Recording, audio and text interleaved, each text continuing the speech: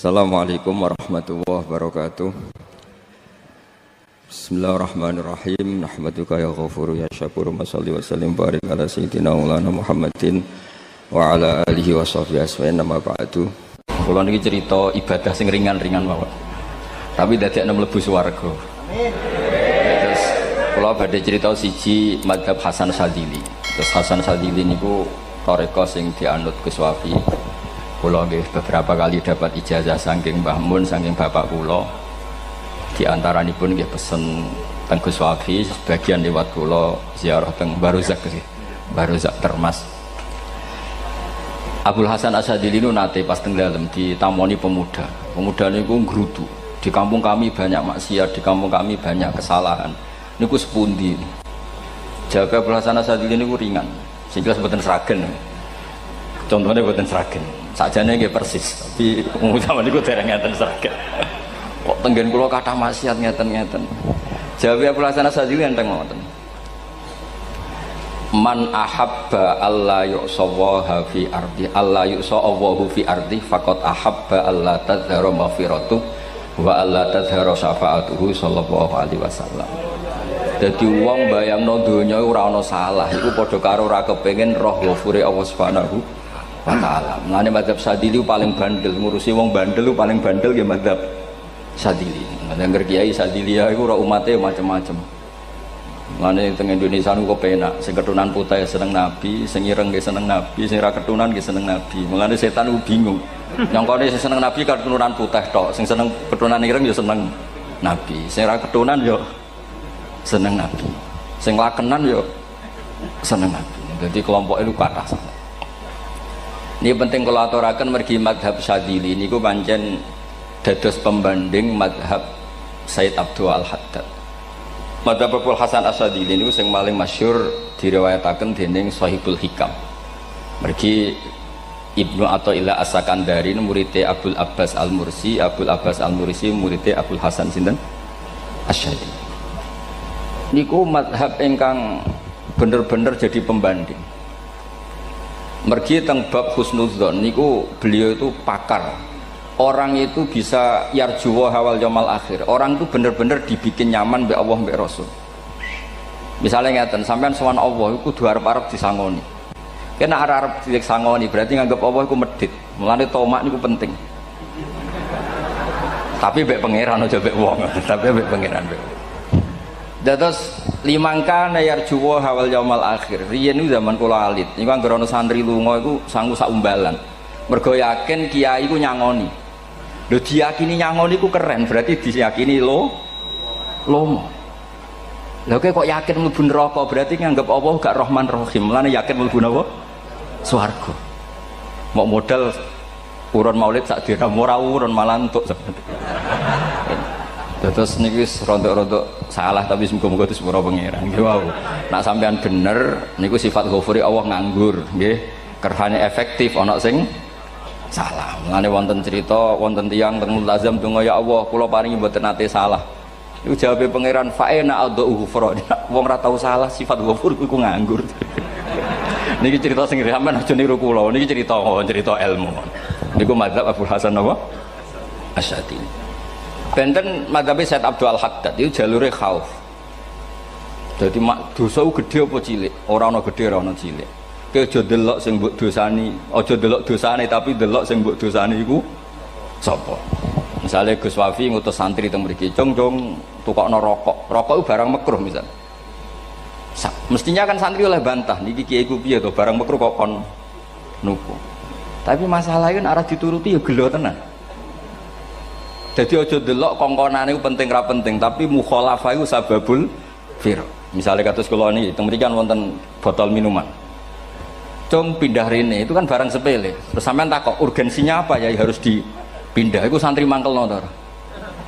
Ya dipindah wae pokoke penting nu. Menurut itu cara pandang Sayyid Abdul Al-Haddad. Ki aja geman bantah pangeran senajan to perintahe sepele. Piye-piye mukhalafah ngono iku jenenge Nah cara Abdul Hasan Asyadzili nggih boten barang gede mbek cilik kudu ana bedane. Wong ana kabair ana saghair. Mosok WA janda beda mbek goncekno ya kudu beda. Wong WA tok kok padha mbek napa?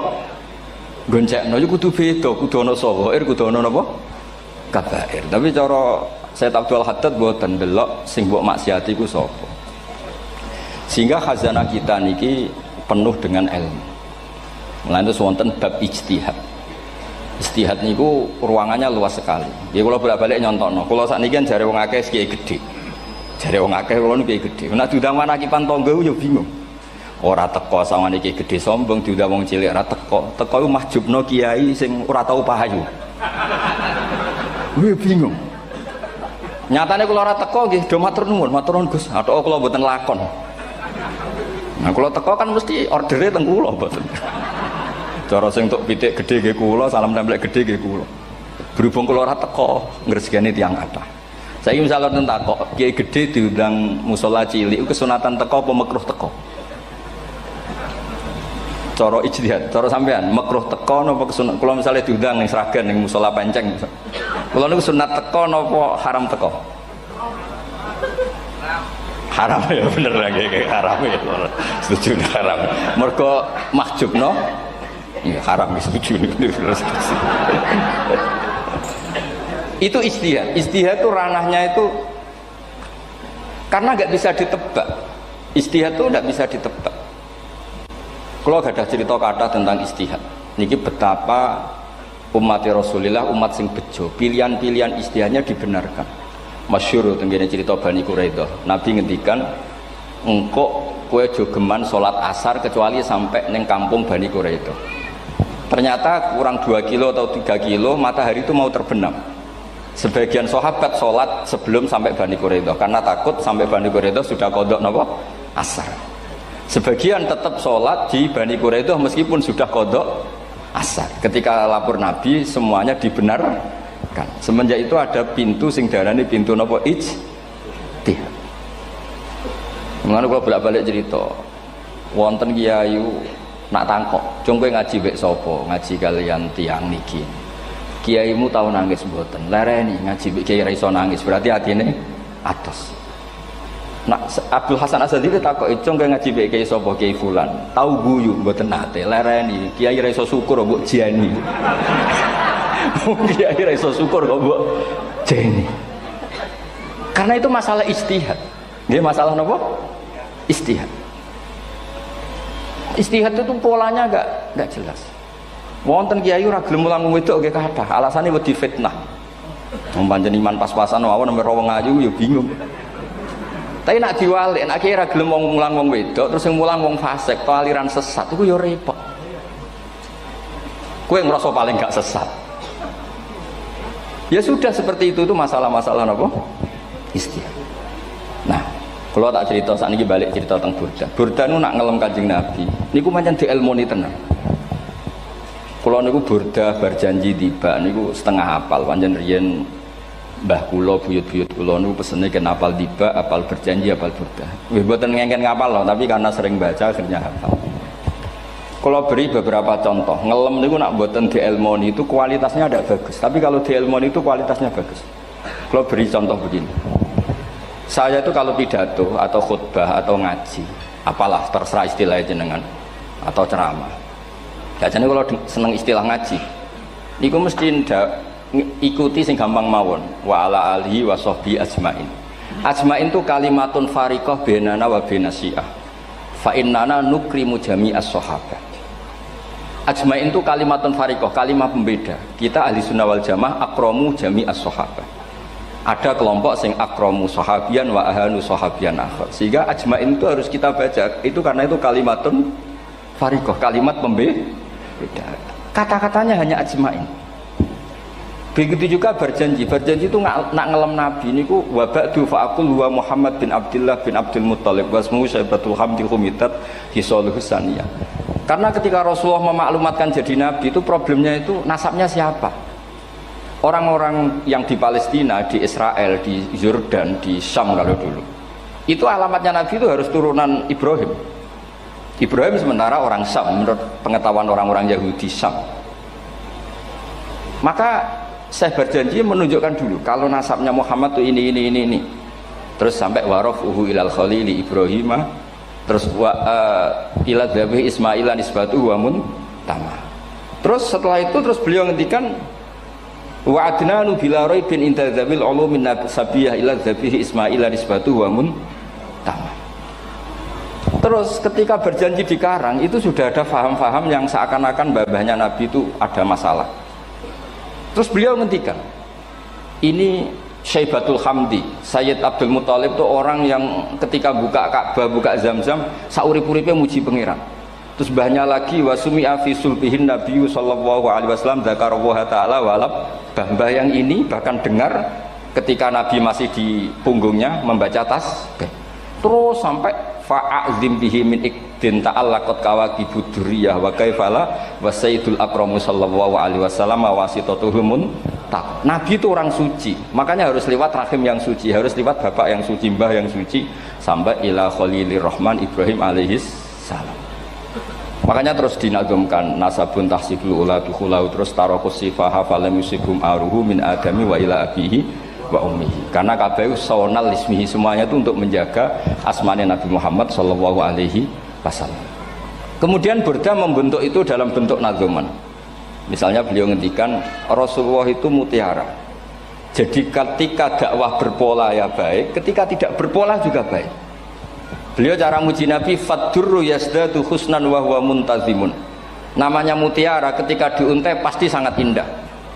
Tapi terus-terusannya itu walaysa yang kusu qadran ghairu muntazimi. Tapi namanya mutiara, mbok berserakan pun tetap indah. Jadi unik. Berarti ketika beliau uji Nabi dakwah tertib pernah. Sholat tuh harus begini, harus begini, harus begini. Beliau sholatnya tuh makninah tertib. Tapi Nabi pernah sholat gak tertib. Duhur tuh 2 rakaat. Mana anak kiai rodok lalinan itu ya anak sana tuh.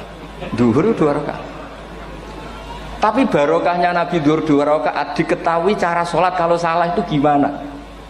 Umpama Nabi sholatnya bener terus, itu akan kesulitan kita solusinya ketika ngalamin apa? Kesalahan. Makanya Nabi ngendikan ma kuntu ansa walakin unassali as-sunnah. Itu mestine ra tau lali, tapi didesain lali biar bisa jadi sunnah. Wonten tiyang salate suwi maca surat Baqarah. Wonten tiyang badhe njupuk wedhuse lah cara Indonesia. Bareng kesuwen piambake mufaraqah. Walhasil Mu'ad matur Nabi, ini munafik di tengah-tengah sholat kok mufaraqah. Si penggembala unta ini juga ngeklaim, ya Rasulullah imam kita tidak benar, sholatnya kesuwen. Pikirannya wong ora bela imame. Ternyata Nabi gak belok sing ngangon. Afattanun anta ya Mu'ad. Wong imame wong seragen surat Baqarah. Wis pokoke kulo wae. Jadi Islam itu segampang itu, semudah itu. Sehingga wonten tiyang niku isane maca kulhu, rakaat ula nggih kulhu, saniyah nggih kulhu, pokoke kulhu. Sampai sok makmume ku mangkel. Waduh, si imam iki gak keren, mosok main apa? Kulhu. Dilaporno, ya Rasulullah ini imam yang kau tugaskan di kampung kami niku amen maca kulhu, Mam. Ditimbali mbek Nabi, kenapa kamu baca kulhu terus? Li annaha sifatullah, karena itu sifatnya Allah. Maka saya senang mengulang-ulang sifatnya. Terus kata Nabi, saya barusan dikasih wahyu Allah bahwa Allah mencintai kamu karena kamu mencintai surat Qulhu. Nah ini ijazah yang seragam ini niku apa? Nanti maca timbang maca idza samsu kuwirat bulet ning tengah. Jajal ampun tak tes sakniki. Kiai paling pinter teng seragam kan maca idza samsu kuwirat di depan umum. Mungkin nak dhewean roh tapi nang ngarepe Habib Doa ngarepe Gus Wafi meriang nak muntir. Wah, ngoten niku kula ndek kanca niku imame level desa, bareng imami teng kecamatan salat Id. Mersiapno surat Tabarakalladzi biyadil mulk. Suwengi diapalo lanyah sampai ambeke hafid. Niku nyatane nggih malah klirune fatal, malah lali ra maca Fatihah. Saking semangate ben ketok imam keren maca surat napa? Tabar. Jadi yo ribet. Terus kula suwun seneng Nabi niku kados senenge para ulama. Niku nak nyipati Nabi niku gampang. Kula niki beto kitab Saraipun Burdah kalian Saraipun Barjanji. Niku kalau ngelem Nabi niku sederhana sebenarnya. Tapi itu yang mengena. Bisa ulang lagi niku sing mengena. Misalnya dawe Imam sing aran Risalah Qusyariyah. Tegene Bukhari ini cerita Bukhari. Nanti semua Nabi ketika di akhirat tuh nafsi. Jadi roh prahara kiamat itu pun gak dinyali mau muni nafsi. Nabi ini cek kober ngendikan ummati umat. Ketika semua nabi ku pelo wis ra iso muji pangeran, Nabi Muhammad di depan Allah tesih saged muji. Fa ahmaduhu bimahamida allamani ha rabbi. Ketika nabi lain sudah tidak punya nyali bilang alhamdulillah, Rasulullah masih punya nyali bilang alhamdulillah. Sehingga fa Muhammadun ahmadu min ghairi. Hampir semua ulama ngendikan ahmadu yang Muhammad itu af'al tafdil. Fa Muhammadun ahmadu min ghairi. Ketika nabi lain sudah tidak bisa atau tidak punya nyali memuji Allah, Nabi Muhammad masih berani memuji Allah ketika mahsyar. Karena logikanya begini, kira-kira pikirannya nabi-nabi ini wis kiamat, berarti amal wis ditutup lah, buku wis tutup. Tapi tak pikirannya Nabi Muhammad boten ngoten. Allah itu tidak diganggu oleh apapun, tidak kena atau tunduk sama konstitusi apapun. Sampean ra iso ketemu Allah, Allah nih pun akhirat, jenengan pun boleh macam-macam nih, pun tutup buku boten saged. Rahmatnya Allah tidak bisa dibatasi oleh akhirat. Saya ulang lagi, rahmatnya Allah tidak bisa dibatasi oleh akhirat. Makanya Nabi tetap berani mengajukan syafaat meskipun sudah finish, sudah akhirat sudah finish.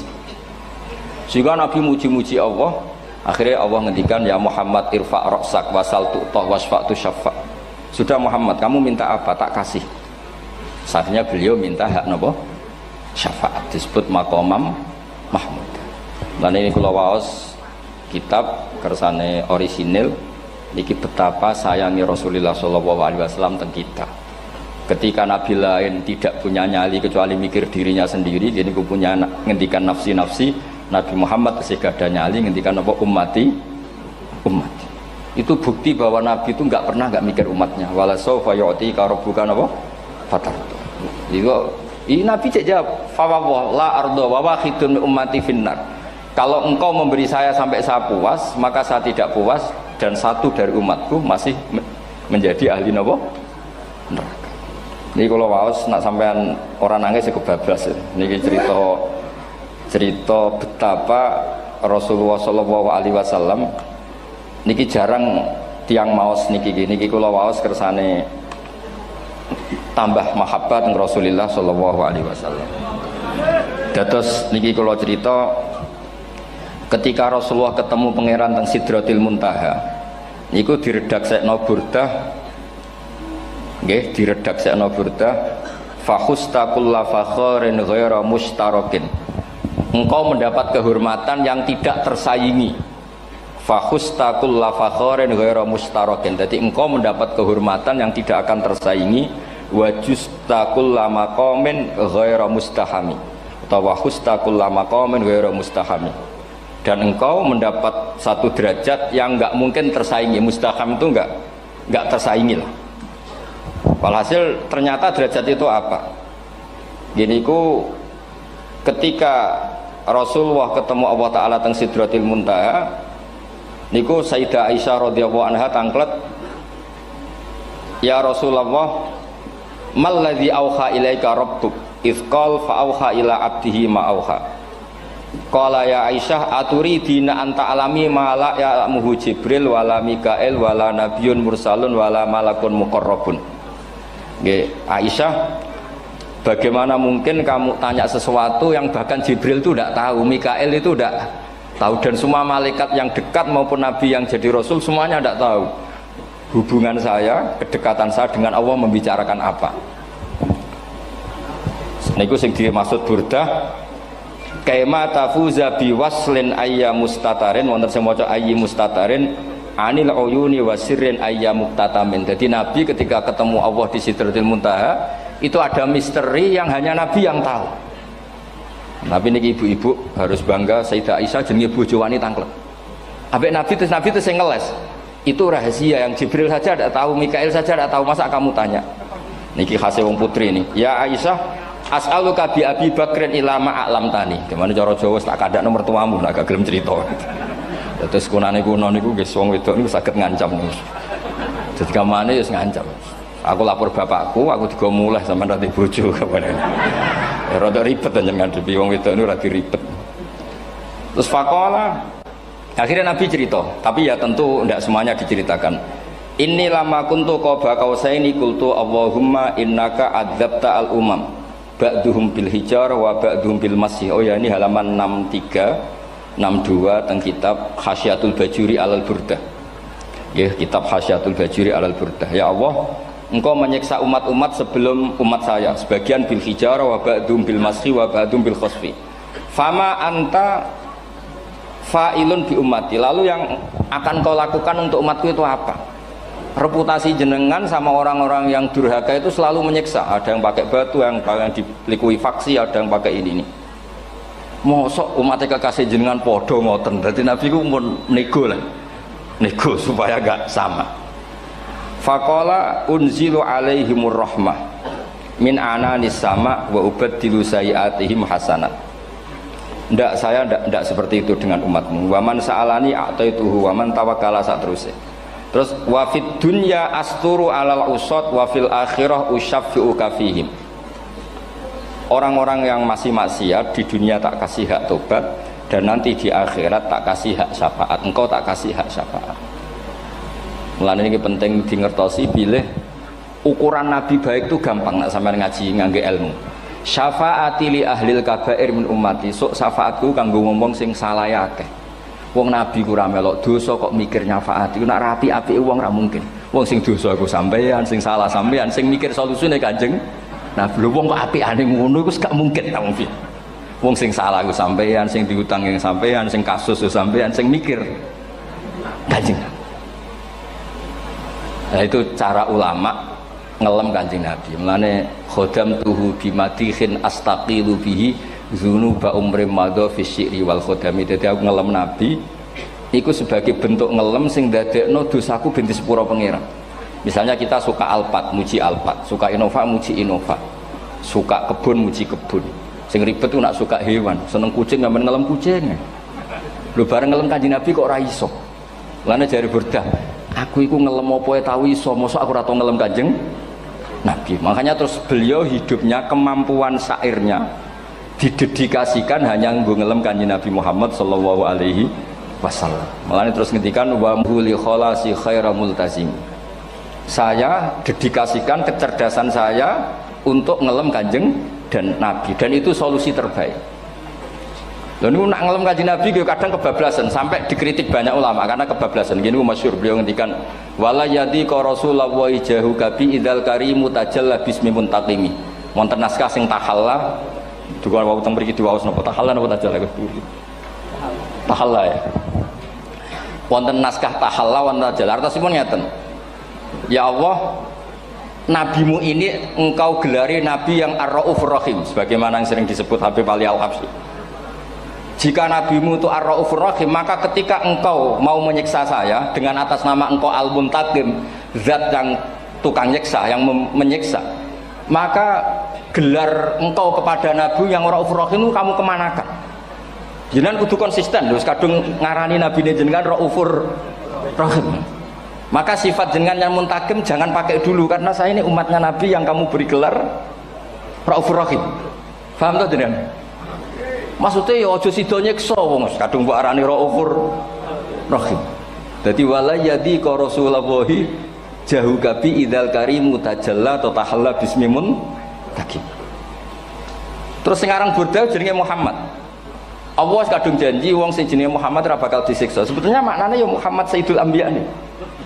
Tapi ketika ono panggilan Muhammad ke depan, Muhammad gak boleh disiksa. Jeneng kula nggih Muhammad. Terus Burdah nu saking yakine ngendikan fa innali zimmatan minhu bi tasmiyati Muhammadan wa wa afal khalqi biz zimman. Gusti jenengan kudu eling nami kula niku Muhammad. Wong sing jenenge Muhammad itu ora oleh disiksa. Padahal maksudnya ora oleh disiksa kan Kanjeng Nabi Muhammad, tapi piyambake namine Muhammad. Terus ngendikan malih in ati dzamban fama ahdi bimun taqidi minan nabi wala habli bimun sorim. Gusti kula pun iman mbek jenengan. Iman itu nilainya tertinggi. Jenenge iman nilai tertinggi, maka iman nggak bisa dibatalkan hanya karena saya salah. Berarti pangeran kok diruwayu dipeksa kudu ngakoni nek dene umat Rasulullah sallallahu alaihi wasallam dan in ati lamun nekane ingsun dzamban ing dosa. Fama ahdi bimuntaqidin, maka perjanjian saya dengan engkau tidak boleh dibatalkan. Itu termasuk hebatnya umat Rasulullah sallallahu alaihi wasallam, apapun salahnya niku tetap diakoni umat Rasulullah sallallahu alaihi wasallam. Mergo termasuk kelebihan Nabi nu gak ada hak napa? Syafaat. Nggih eling-eling termasuk kelebihan Nabi gak ada hak napa syafaat. Meskipun kita tetap khawatir jenenge dosa ge istighfar, tapi aja dadi putus asa mergo napa in anti dzamban fama ahdi bimuntaqidi minan nabiyyi wala habli bimun sharim. Terus niku cerita-cerita madhe ulama teng Rasulullah sallallahu alaihi wasallam. Mereka milih kata-kata sing wong apik eling terus. Nggih eling terus. Wau kados wau fadurru yasdatu husnan wa wa muntazimu wa laisa yang kusu qadron hiramun. Jadi dulu tuh pernah ada faham-faham sing cara zahiri hadis iku abai nabi itu seperti ini cara zahiri hadis. Tapi ahli sunnah wal jamaah terus di pendapat bapak nabi iku min ahlil jannah. Mergo apa? Wa kaifala wa sayyidul akramu sallallahu alaihi wasallam wasitatul muntaqah. Nabi itu orang suci, pasti lewat rahim-rahim yang suci. Minal aslabi thahira ilal arhamiz zakiyatil fakhirah. Itu logika yang dibangun. Sehingga terus mantep baru kayak wau mau sedibak mau berjanji kiyakan wong Islam an-nabi min abihi wa ila jaddi jaddi sampai Adam niku kabeh tarokus sifaha falam yusibhum aruhu min adami wa ila abihi wa ummi. Begitu juga masalah iman. Soal misalnya ada pertanyaan ilmiah, lalu Ibrahim gimana? Karena nanya Azar itu kafir. Zaman ada Nur Rasulullah sallallahu alaihi wasallam, Azar belum kafir. Setelah intikal ke Ibrahim baru Azar kafir. Atau ada yang menjawab istilah abun di situ itu majaz. Sebetulnya Azar bukan bapak kandung tapi apa? Paman. Selalu ada jawaban ilmiah dari ulama-ulama ahli sunnah wal jamaah. Tapi kalau pesen teng jenengan sementing niku mau tiba berjanji napa burdan ada 1-2 bait yang jenengan tahu maknanya sehingga nanti kualitas mahabbah kita, kualitas kecintaan kita pada Rasulullah sallallahu alaihi wasallam niku tambah. Misalnya ngeten kula kan nekuni tafsir ya. Ada ayat rubama yawaddul ladzina kafaru law kanu muslimin. Niku hampir semua mufassir konsensus sepakat jeng ben nek wong Islam mlebu neraka. Niku sampean kudu donga, nek mlebu neraka muga-muga jejer wong kafir sing kecangkeman. Niku dinyek. Jarene iman nekani mau oleh jutene neraka padha wae aku. Apa meneh misale sampean hafal Quran jejer wong sing hafal, jare kapit kok ora mlebu napa? Neraka. Kudu ana sing ngenyek. Mergo Allah nu tersinggung sakwise ana wong sing napa? Ngenyek. Akhirnya Allah tersinggung. Niku sing diceritakno tiba. Wa izzati wa jalali la ja'altu man akhlasa li bisyahadati kaman kadzdzaba bi adkhiluhumul jannata bi rahmati. Ora iso wong dekne tauhid apapun salahe wong dekne ndek tauhid ora ngarah dadi ahli neraka selawase kaya wong kafir. La ja'altu ora bakal gawe sapa ingsun man akhlasa li bisyahadah orang yang tauhidnya benar kaman kadzdzaba bi sebagaimana orang yang tidak bertauhid sama saya adkhiluhumul jannata bi rahmati. Padahal Allah dilapuri malaikat, malaikatnya kira diprovokatif. Malaikatnya lapure wajadnahum asrafu ala anfusihim wa wajadna amalahum minadz-dzunubi ka'amsalil jibal. Jare pangeran wis timbang seputi Gusti, wanane salah tok. Reputasine salah tok. Ghairu annahum yasyaduna alla ilaha illallah wa anna muhammadar. Niku jawabe pangeran wa izzati wa jalali la ja'altu man akhlasoli kaman kadzdzaba bi adkhiluhumul jannata bi rahmati. Nah, lafat-lafat seperti ini kita akan punya harapan ketika ndelok umat sing carane iman tesih blepotan, carane salat cek blepotan, carane zakat cek blepotan. Kita selalu punya harapan barokahnya iman, barokahnya mahabbah ning Rasulullah sallallahu alaihi wasallam, mereka tambah hari tambah baik. Jangan beragama yang tidak punya harapan, karena agama ini bagi yang punya harapan. Dimangka yarjuwa wal yaumal akhir, bukan yang tidak punya harapan. Wong Kanjeng Nabi sekaruan Nabi orang terbaik dilarani wong Taif, disiksa wong Mekah. Niku malaikat usul kula siksane ya Rasulullah karena mereka menghina kekasih Allah. Mereka ada iman. Nabi masih punya harapan. Mungkin mereka ada iman. Tapi asallah ayyukhrija bal arju ayyukhrijawah min aslabihim may ya'budu wa la yusyriku bihi syai'an. Anak bapak orang iman, aku cek di harapan anak putune iman. Dan sedekah Rasulullah sallallahu alaihi wasallam. Saniki kathah bapak era poso, anaknya melok TPQ, bareng poso juk gendong, akhirnya bapak izin melok poso. Bapaknya maca Quran ra tau, bapaknya nekani wisuda anaknya hafid. Mulane bapaknya ora kena dibentuk, ya arep-arep napa? Anake. Nah anake ora kena dibentuk ya arep-arep putune nganti Imam Mahdi turun nang ngoten pokoke agama niki limangka nayarjuha wal yaumal akhir. Terus kula suwun sak napa madzhab Abdul Hasan Asyadzali nggih pancen madzhab niku kathah tapi kula suwun agama teng zaman akhir dawuh Mbah Mun kudu kathah rojae. Nggih mergi walladzina amanu asyaddu hubbal lillah dawuh Imam Ghazali ar-roja yuqaddam alal khauf.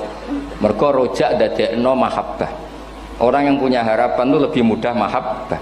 Dan hubungan kita dengan Allah itu hubungan mahabbah. Ini ku walladzina amanu asyaddu hubbal lillah. Saman roh anake wakal kok hubungane putus asa mesti maksudno. Tapi nek hubungane iso wae saiki nakal so ben gak.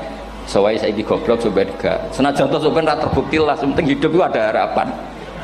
Guys, penting hidup itu napa? Ada harapan. Kata ulama ngendikan afdhalul ibadah intizarul farad. Apa-apa ibadah selalu punya napa? Harapan. Terus Indonesia yang seperti ini kita berharap akan lebih baik, akan lebih baik. Wong cilik kula niku sing jilbaban mau keluarga ketok. Saniki kathah tiyang napa? Jilbaban. Cilik kula tiyang salat di masjid nggih mboten serame sekarang. Sampeyan ra iso grutu, tapi salat tok tapi atine ngene-ngene. Wah ya ribet nak ngoten sampeyan nyoal ideal nggih ribet. Pira-pira gelem napa?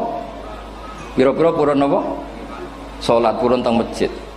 Sampeyan ndak usah memaksa ideal, wong kita ndak pernah napa? Ideal. Terus kula suwun cerita-cerita teng tiba teng berjanji bahwa Nabi sahibus syafa'ah. Nabi nu tiyang sing peduline napa ummati. Jadi ketika Nabi lain mboten gadah nyali ngadepi hisab. Ngene niku do muni nafsi, Nabi tesih gadah nyali mikir umate ngendikan mati. Carane apa? Muji pangeran bima hamida allamani ha rabbi. Lane dawuh iki teng ulama-ulama dawuh fa Muhammadun ahmadu min ghairi. Makanya summiya Muhammadan mergo li annahu satu wasammihi idza wada'atihi Muhammadan li annahu satu madun apa? Uqbah wa summiya Ahmad li annahu ahmadu min ghairi. Ini hampir semua ulama ngendikan ketika teng mahsyar semuanya Nabi gak punya nyali untuk matur minta sama Allah. Mergo wis kiamat berarti wis nis Nabi tesih gak ada pikiran Allah itu tidak terhalangi oleh kiamat, Allah tidak terhalangi oleh akhirat, Allah tidak bisa dihalangi apapun, sehingga Nabi tetap wani jaluk pangeran. Berarti mujine Nabi ku lebih top karena tahu Allah itu tidak terbatasi. Nah karena Allah tidak terbatasi, podo-podo Allah wapian, wis tak jaluk kanggo umatku sing mati alat tauhid. Berhubung Nabi ngoten terus Allah ngendikan ya Muhammad irfa ra'sak napa wasal tu'tah wasfa tusaffa. Muhammad kepala kamu angkat, kamu minta apa saya turutin. Terus Nabi minta hak napa syafaat. Seseorang bertobat. Dulu umatnya Nabi Musa ada yang menyembah anak sapi, ijel itu, harus tobat. Itu tobatnya ekstrim betul. Kalau tobat sekarang kan cukup istighfar sama istighosah. Kalau dulu enggak, liyak tulal bari umingkum al mujrima, yang terbebas dari dosa menyembah anak sapi, membunuh yang terlibat atau pernah menyembah anak sapi. Makanya ayatnya apa? Fatubu ila bari'ikum faqtulu anfusakum. Ya, jadi orang-orang yang pernah menyembah anak sapi itu tobatnya apa? Faqtulu anfusakum. Sebab itu semua ulama berkewajiban menerangkan nasa mansuh. Sampai Sayyidina Ali suatu saat ada mubalek atau ustadz itu ngajar di masjid, ditanya, kamu tahu nasa mansuh enggak? Enggak tahu. Terus kata Sayyidina Ali, berhenti jadi mubalek, lisensinya dicopot. Dicopot, kemudian halakta wa ahlakta, kamu rusak juga merusak. Kenapa demikian? Logikanya begini, semua nabi itu kan panutan. Saya ulang lagi ya, semua nabi itu panutan. Tapi kalau kamu tidak tahu nasaman, so jangan-jangan kamu ikut nabi sebelum kamu, yang nasahnya itu syariatnya sudah apa? Mansukhoh, sudah di nasah. Itu kayak kasus Sunda Wiwitan itu. Itu gak mau punya Nabi Muhammad karena kurang keren, kurang sepuh. Nabinya langsung Nabi Adam. Resikonya adalah beberapa aliran sesat itu, aliran yang kurang benar itu, zaman Nabi Adam kawinan otomatis sama saudaranya. Lalu masa sekarang kita membolehkan kawin sama apa? Kalau sama Nabi Adam mau tidak mau. Karena yang cowoknya ya bin Adam, putrinya binti Adam. Lalu Allah bikin satu sunnah yang suami istri itu harus beda, yaitu satu kandungan itu melahirkan satu pasang. Dan mulai dulu memang pasangannya orang jelek itu orang cantik, Makanya agak sial itu yang perempuan-perempuan itu. Memang mulai dulu gitu kalau cantik itu kesunatannya dapat jelek gitu. Nanti sama-sama masuk surga karena yang cowoknya ibadahnya syukur, yang ceweknya sabar itu nanti sama-sama. Nah kebetulan si Qabil itu ganteng sekali Qabil. Berpasangan dengan Labuda itu jelek gembrot, pokoknya tidak cantik. Enggak lah, kebalik. Qabil itu berpasangan sama Iklimah. Jadi Qabil ganteng, punya adik kandung namanya Iklimah itu cantik sekali. Yang Habil itu rapati apa? Berarti yang Habil apa? Ya dapati ganteng, berbarengan dengan Labuda juga dapati cantik. Nah karena tadi ya berarti Qabil bareng siapa? Iklimah, Habil, Labuda. Maka untuk kawin ini nggak boleh satu kandungan. Jadi dulu karena nggak ada perbedaan ibu bapak, mau tidak mau beda. Yang penting beda. Yaitu akhirnya apa? Qabil dapat Labuda, yang Habil dapat Iklimah karena beda kandungan. Itu sudah cukup. Nah, akhirnya kan nggak terima si Qabil. Masa orang ganteng dapat orang jelek. Jadi mulai dulu itu maunya orang ganteng ya dapat orang cantik, nggak terima. Tapi Allah ngatur seperti itu. Akhirnya terjadi percekcokan. Nah, dulu itu semuanya itu religius, sehingga ukuran percekcokannya masih religi, yaitu ya gini saja, kita ngadakan kurban, yang diterima itu ya menang. Ya ternyata dalam kompetisi itu yang menang siapa? Habil. Akhirnya Habil jadi menikahi siapa? Iklimah. Kalau sekarang kompetisinya kan siapa paling kaya ya menang, lebih gampang. Nah kemudian bayangkan misalnya, ya saya ini menerangkan asa mansuh. Kita semua sering ngomong, sering berkoar-koar, sering menyarankan atau mewajibkan para nabi itu panutan dalam semua perilakunya.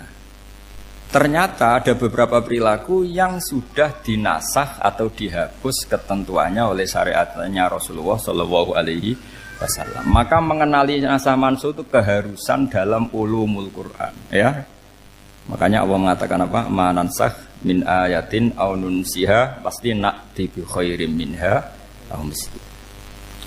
Jadi saya nerangkan nasah masuk itu dua sesi. Satu sesi antar nabi, dua di internal syariatnya apa? Nah, sekali saja hari ini tok, sudah setelah itu anggap pinter sudah. Kalau sudah jangan tanya lagi. Nah, ada beberapa lagi syariat yang masalah metode. Dulu Nabi Nuh itu dibolehkan oleh Allah saking mangkelnya sama orang kafir. Saya ulang lagi, orang kafir itu kan biadab sekali, nempat buminya Allah, makan rezekinya Allah, kemudian mengkafirkan Allah. Pikirannya Nabi Nuh, orang biadab gini nggak layak hidup, itu pikirannya Nabi Nuh. Kalau dia pakai militer, tidak punya militer, ya pakai langit akhirnya. Pakai kekuatan langit, beliau berdoa, Rabbi la tazar alal ardi minal kafirina dayyar. Innaka intazarhum yudillu ibadaka wala yalidu illa fajirong kafar. Ya Allah, mereka ini orang-orang kafir. Padahal pakai bumi engkau, pakai rezeki engkau. Matikan semua saja. Jangan sisakan satu pun. Karena kalau masih sisa, nanti anak turunnya ya gitu. Gennya gendo ya pasti melahirkan gendo. Gen. Wala yalidu illa fajirong kafar. Kalau kamu sisakan pasti melahirkan generasi gendo lagi, kafir lagi. Dituruti sama Allah. Kecuali orang 80 yang ikut Nabi Nuh. Nah orang 80 yang ikut Nabi Nuh ini selamat karena iman. Maka generasi yang sekarang ini termasuk saya semua ini semuanya turunan orang iman. Maka kita ini punya dua status. Satu, Allah kadang manggil kita ya Bani Adam karena faktanya kita turunan Nabi apa?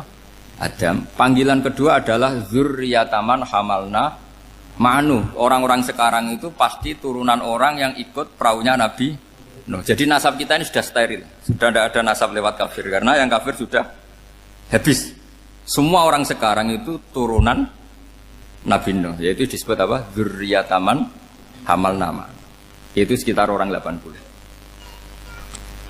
Nah, oleh Allah Subhanahu wa taala syariat seperti ini pernah dituruti, yaitu akhirnya mereka mati semua kecuali orang 80 yang mukmin. Tapi uniknya Allah apa? Era Rasulullah Shallallahu Alaihi Wasallam, Nabi kita Nabi Muhammad itu diutus rahmatan lil alamin.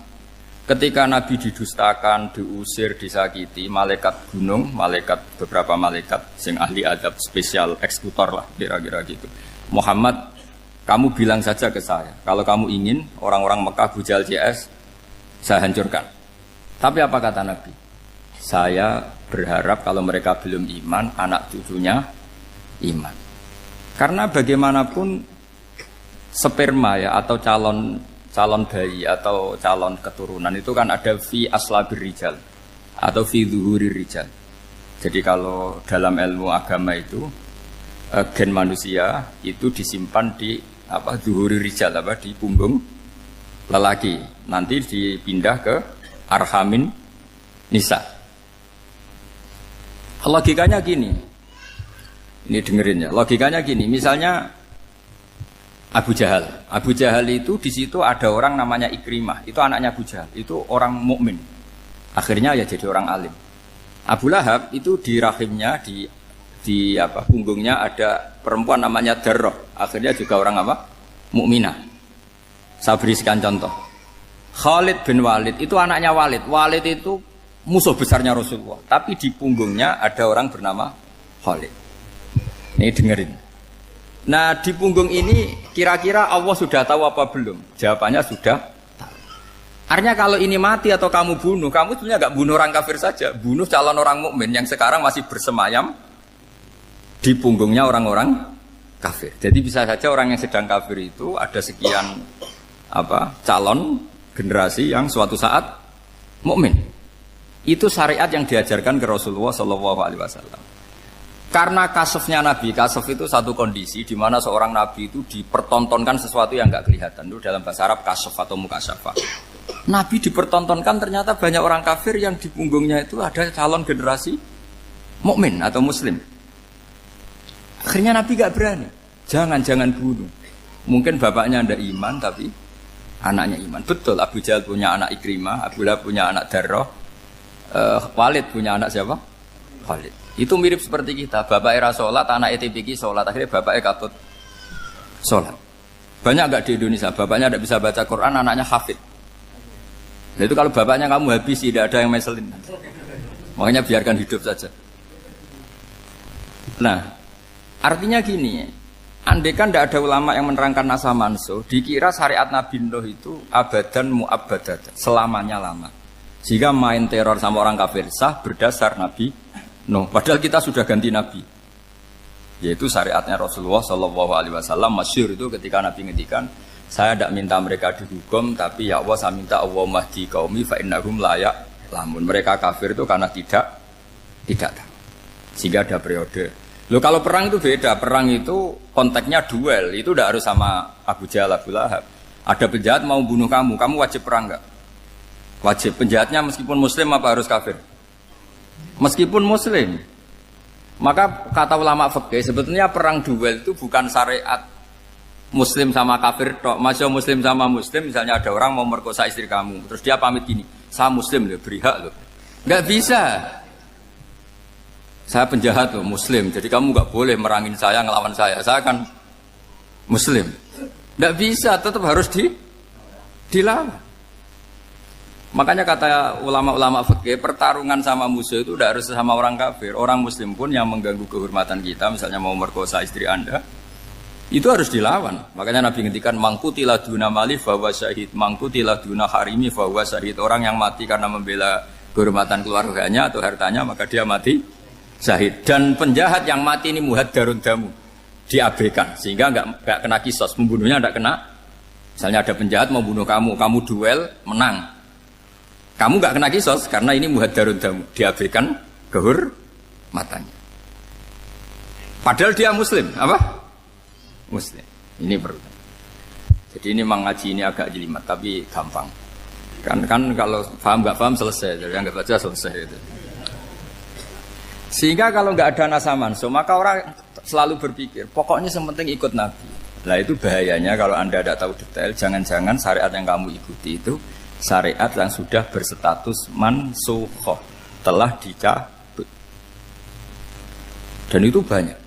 Makanya kata Sayyidina Ali ketika ada orang ngajar nggak tahu nasa mansuh, halakta wa ahlakta, kamu rusak dan merusak orang lain. Seperti tadi pernah ada kawin itu satu turunan, yaitu era Nabi Adam. Masa kita sekarang kawin sama satu turunan, kan nggak mungkin. Ya kan, pernah ada membumi hanguskan orang kafir, yaitu syariatnya Nabi Nuh. Itu dihapus oleh syariatnya Nabi Ibrahim dulu. Yaitu Nabi Ibrahim menghentikan apa? Faman tabi'ani fa innahu minni wa man asani fa innaka ghafurur rahim. Ya, kalau orang ikut saya ya Allah ya pasti golongan saya. Kalau yang masih maksiat, masih balelo, saya berharap engkau ampuni. Akhirnya banyak orang kafir tobat. Coba era Rasulullah itu semua orang kafir Mekah itu kafir. Nabi belum wafat. Itu sudah ada 114.000 mukmin semua. Jadi Nabi menangi mayoritas orang menjadi mukmin dari mayoritas kafir, yaitu disebut wara'aitan nasa yadkhuluna fi dinillahi afwaja. Andai kan Nabi Muhammad pakai syariatnya Nabi Nuh, bisa enggak mengislamkan orang sebanyak itu? Enggak bisa kan? Maka ini penting mengenali nasab mansur. Jadi periode cara wong Jawa maksud no tuntas. Robila Tadar itu, pasot tuntas itu, menghabisi itu habis di periode Nabi siapa? No, syariat itu sudah enggak dipakai lagi. Yang dipakai apa? Faman tabi'ani fa innahu minni wa man asani fa innaka ghafurur rahim. Lah Nabi Muhammad ini Nabi yang kena khitab anit tabi' millata Ibrahim hanifah. Jadi masternya Nabi Muhammad itu mentornya Nabi Ibrahim. Sehingga syariatnya ya faman tabi'ani fa innahu minni wa man asani fa innaka ghafurur rahim. Tidak syariat Rabbila tadzar alal ardi minal kafirina daya.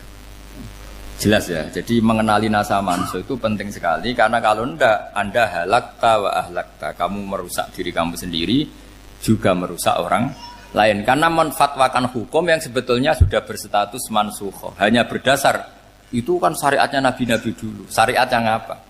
Syariat yang enggak pernah terhapus hanya satu, usuluddin, yaitu tauhid, itu sama. Tapi kalau syariat itu beda-beda atau furu'iyah itu beda-beda. Yaitu tadi saya beri contoh era Nabi dulu kalau ada pakaian najis dipotong, dibuang. Era Nabi Muhammad dicuci. Orang kafir dihabisi oleh langit. Era Nabi Muhammad enggak boleh, bahkan didoakan Allahumma hdi qaumi fa innahum la ya'lamun. Di Qur'annya apa? Wa inna haddum minal musyrikin astajaraka fa'jirhu hatta yasma'a kalamullah summa ablihu ma'mana. Jadi kalau ada orang kafir enggak boleh main dihabisin mereka, beri peluang untuk mengkaji kitabullah hatta yasma'a kalamullah. Kalau mereka sudah berpeluang ngaji, harus summa ablihu ma'mana, harus dijamin keamanan.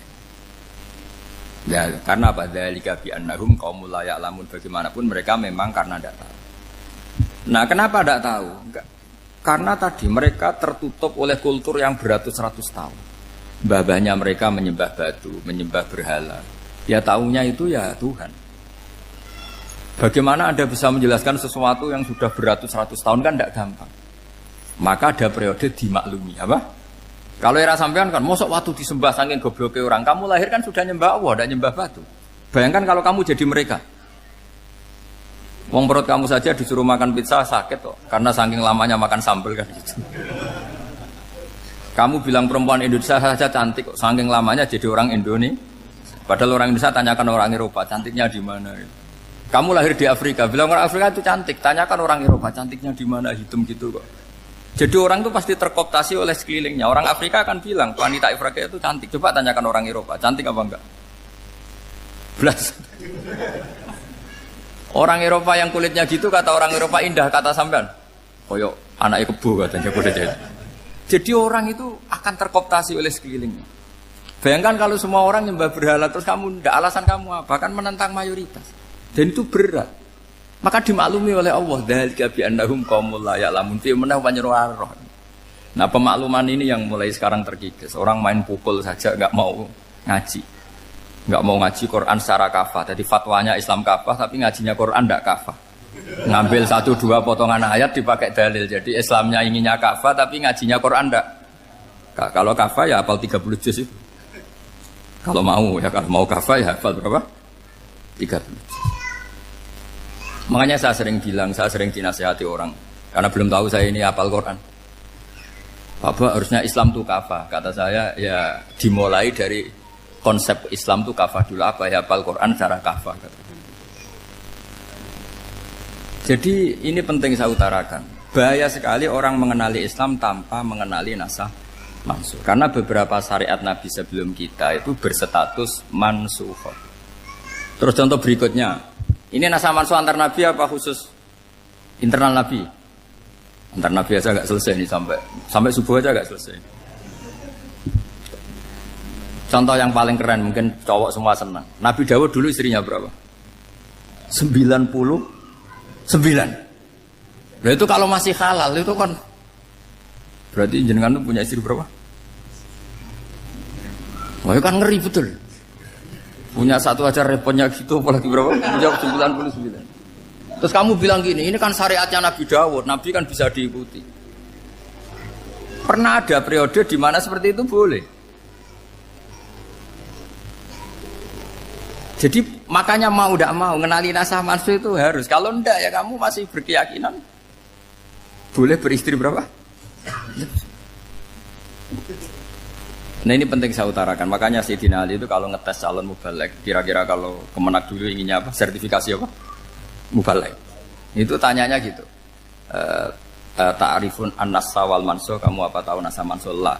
Jawabnya Sayyidina Ali, halak tahu ahlak tahu. Kamu orang yang rusak. Karena tadi takutnya ada syariat yang sudah mansukh dipakai. Itu tadi misalnya kita ini tidak umatnya Nabi Nuh, tapi pakai syariat Robbila tadar alal ardi minal kafirina. Terus ketiga begini, misteri manusia itu. Dan ini kita tidak pernah tahu sampai kiamat, tapi ini ilmu harus kita diskusikan. Misalnya saya ini namanya Bahauddin. Saya sekarang hidup sampai 2019 sekarang. Kan hanya Allah yang tahu berapa turunan saya sampai kiamat dan statusnya kayak apa. Donald Trump juga gitu. Donald Trump itu sekarang kafir, tapi kita tidak pernah tahu nanti turunan keberapa ada yang Muslim. Lah turunan yang calon Muslim ini diletakkan di mana kita tidak tahu. Yang jelas kalau kamu bunuh itu katut itu. Artinya gini, logika membiarkan orang kafir itu ya ada logikanya. Gitu. Logika membunuh karena mereka mau membunuh kita ya ada logika fikihnya, karena kalau kita ada membunuh dibunuh. Makanya semuanya hukum ini terus bergantung al-hukmu yaduru ma'ilatihi wujudan wajib. Di sini terus dipertemukan. Makanya semua nabi itu kalau yang namanya membunuh pasti pas perang saja, karena ini kondisi yang memang pilihannya hanya dua, kalau nggak dibunuh ya membunuh. Ada duel lah. Maka ini butuh kajian fikih dan orang nggak boleh subjektif dalam hal ini. Saya ulang lagi, tidak boleh subjektif. Karena tadi, orang yang kamu katakan sekarang misalnya Zaid, kamu itu bodoh sekali. Kenapa bodoh? Tidak hafal Quran, nggak pernah kuliah, nggak pernah ngaji. Ternyata Zaid ini bersemayam calon anak yang alim alama hafal Quran. Namanya Umar, tapi masih jadi sperma. Suatu saat Zaid itu punya anak alim alama. Kan banyak orang tidak bisa baca Quran punya anak hafid. Banyak nggak di Indonesia? Banyak nggak petani yang punya anak dekan? Petani punya anak dekan. Yang dekan punya anak naik kelas saja susahnya bukan main. Banyak kan? Nah ketika dibalik nanti ada dekan punya anak goblok, yang petani punya anak dekan, pinter mana? Kita tidak pernah tahu. Makanya ini kan ya sudah, kalau nggak pernah tahu ya bilang saja wallahu alam, kan selesai. Daripada keminter keliru kan ada wallahu alam. Makanya cerita favorit guru saya, Kiai Haji Maimun Zubair itu punya apa namanya Kiai Zubair. Itu cerita favoritnya itu ada santri namanya Soleh. Soleh itu alim alama. Orang Madura itu cara berpikir kan kalau kiai saja alim seperti itu, apalagi bapaknya. Pas bapaknya main ke pondok, santrinya ada ribuan. Bapaknya main ke pondok itu, sholat itu ya gak bener, gak sesuai sunnah Rasul lah kira-kira gitu. Sudah sholat itu gak bener, apa-apa gak bener. Masih ditakwil sama santri Madura, karena orang Madura itu kultus. Mungkin khilaf itu satu khusus, pokoknya perlakuan khusus. Suatu saat saking bodohnya orang itu, kenceng tuh pinggir musola. Wah ini gak bisa ditakwil lagi, akhirnya gak bisa ditakwil tuh gak. Wah ini sudah gak bener ini, gak bener. Singkat cerita santri tadi gak kuat matur ke kiainya, Pak Yai, jenengan sealim itu kok bapaknya segoblok itu. Kenapa? Ya, dia kenceng pinggir musola. Oh bapak saya itu pinter sekali. Kok bisa? Karena beliau yang memutuskan saya mondok sampai saya jadi alim alama seperti ini. Yang bodoh itu mbah saya. Yang bodoh itu mbah saya.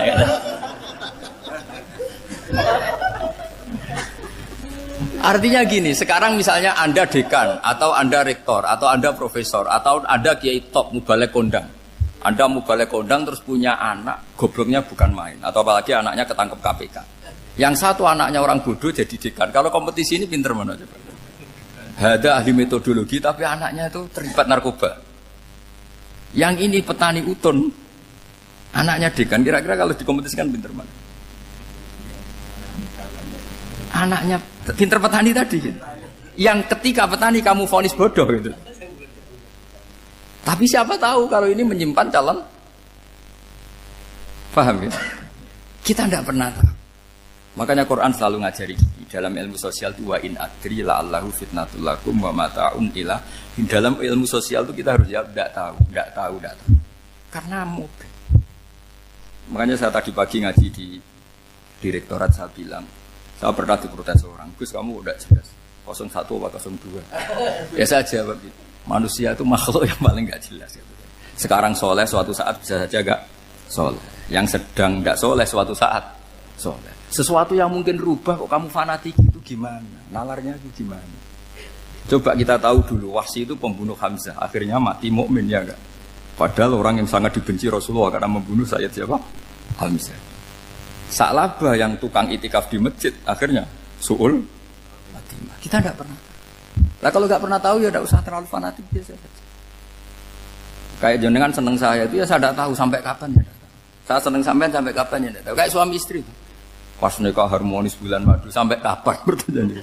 Yang jelas paling awet itu pasangan jelek itu pasti nggak awet. Makanya jadi guyonan tuh. Pasangan tuh jangan baik-baik gak awet, kalau jelek itu awet. Ternyata maksudnya cantik sama ganteng itu suatu saat pasti jadi jelek. Yang jelek sama jelek pasti jelek terus. Makanya jadi guyonan. Kalau pasangan jelek itu awet katanya. Tapi kalau pasangan baik, ternyata baik wajahnya itu pasti gak awet. Suatu saat pasti jelek, tapi yang jelek awet. Karena mulai dulu ya jelek sampai itu. Awet jeleknya maksudnya bukan. Ya jelas ya, jadi saya mohon sekali ini ilmu. Sampai ndak urusan, ini bukan urusan cocok ndak cocok, tapi ilmu. Ilmu harus kita dengar bahwa syariatnya para nabi itu yang sifatnya furu'iyah, tidak usuliyah, tidak tauhid itu potensi rubah. Sehingga mengkaji nasab manusia itu satu keharusan seorang ulama. Makanya setiap ada syariat nabi hal hadis syariah mu'abbadah amla, mansukhah amla. Karena potensi itu tinggi. Kita tahu dulu semua nabi sholat menghadap apa? Baitul Maqdis. Era Rasulullah dipindah ke Ka'bah. Tapi kalau kamu katakan total Baitul Maqdis ya tidak juga. Nabi Ibrahim mulai dulu madhabnya ke Ka'bah. Tapi kalau Nabi Musa ke Baitul Maqdis. Terus kamu bilang ini 01, 02 ya ada, memang syariat jadi sesuatu yang furu'iyah. Nah, kenapa ini furu'iyah? Jawabannya sederhana. Ketika seseorang menghadap Ka'bah itu menghadap batu apa menghadap Allah? Allah. Ketika menghadap Baitul Maqdis hakikatnya menghadap Allah apa menghadap Baitul Maqdis? Allah. Maka menghadap Ka'bah itu sebenarnya masalah furu'iyah. Yang masalah usuliyah adalah inni wajjahtu wajhiya lilladzi fataras samawati wal ardh. Yang permanen adalah menghadap Allah Subhanahu wa taala. Cuma secara prosedur syariatnya secara zahir menghadap Ka'bah. Maka potensi rubah karena ternyata itu furu'iyah, untuk kiblatnya itu furu'iyah. Yang permanen adalah menghadap ke Allah Subhanahu wa taala. Ini penting ya. Jadi terus sekarang masih antar nabi apa di internal nabi? Ini sudah mau selesai waktunya, sudah habis ini. Internal. Ini sudah selesai, ini sudah pas ini. Mohon Pak Andi. Wah. Jam ini sudah. Sampai mana tadi? Diteruskan apa enggak? Sudah ya, sudah kayaknya sudah. Biar kelihatan cerdas terus. Sekali pertemuan sudah pinter gitu. Berapa? Setengah jam sudah pinter. Yang internal nabi apa antar nabi? Internal ya, sudah sekarang ke internal. Kalau internal lebih banyak lagi contohnya. Yang masyhur tentu masalah Baitul Maqdis. Dulu Rasulullah pernah sholat menghadap Baitul Maqdis 16 bulan. Berapa? 16 bulan, kila 17. Pokoknya khilafnya hanya 16 dan 17. Kalau ada bilang 10 bulan berarti gak pernah ngaji. Khilafnya, karena khilafnya itu hanya 17 sama 16. Akhirnya sama Allah diminta, disuruh menghadap ke Ka'bah. Saya ulang lagi, itu tetap masalah antar nabi sebetulnya. Begini, Makom itu kalau dalam bahasa Arab bukan kuburan. Kalau di Indonesia kan makomnya Sunan Bonang itu kan kuburan. Kalau makom dalam bahasa Arab itu sesuatu yang pernah dipakai singgah, itu namanya apa? Makom. Lalu Rasulullah itu pertama di Medina itu madhep Baitul Maqdis itu 16 bulan.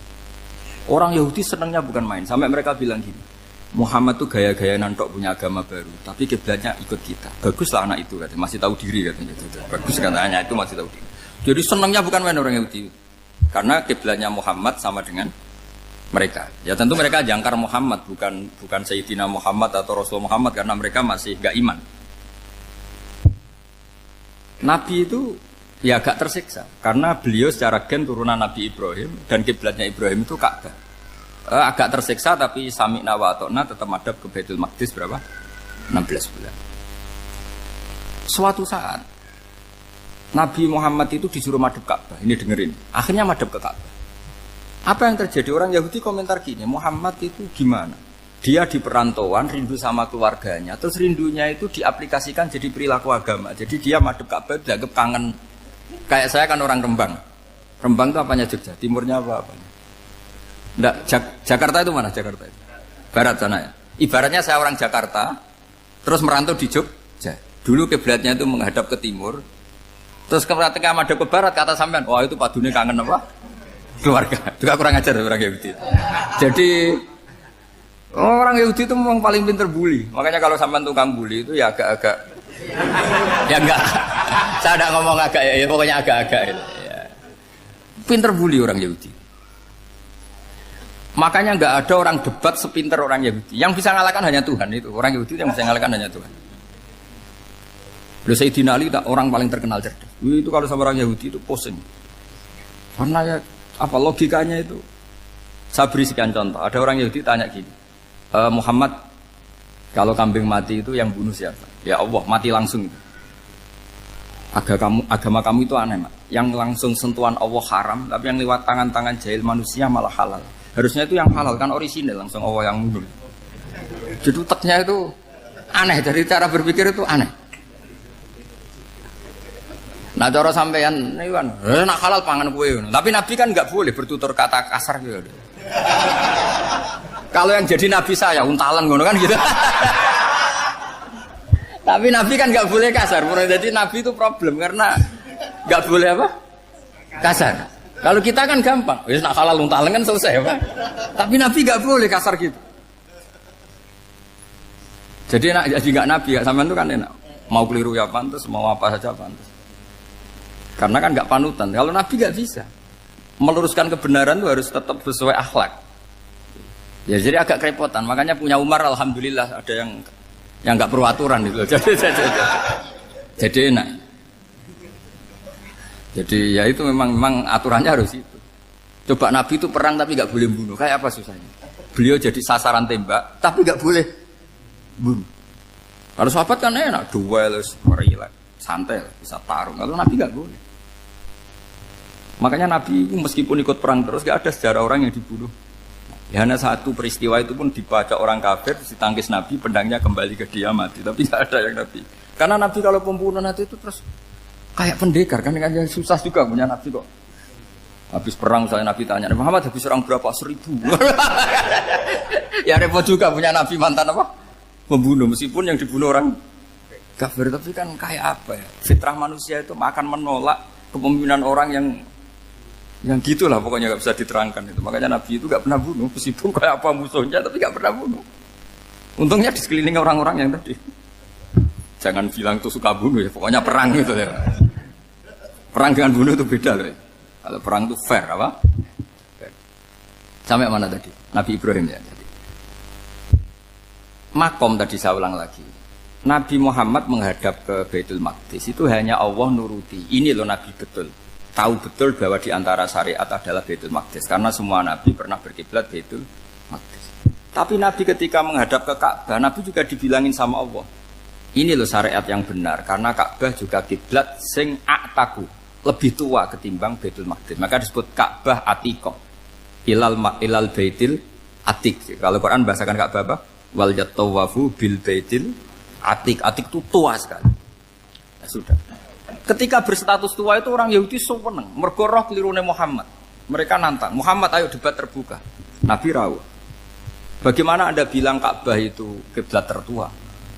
Wong Ka'bah itu pertama yang menghadap sana itu ya kamu. Semua Nabi menghadapnya ke Baitul Maqdis. Terus Nabi Muhammad mulai berargumentasi ilmiah tadi. Enggak, Ka'bah itu kiblatnya Ibrahim.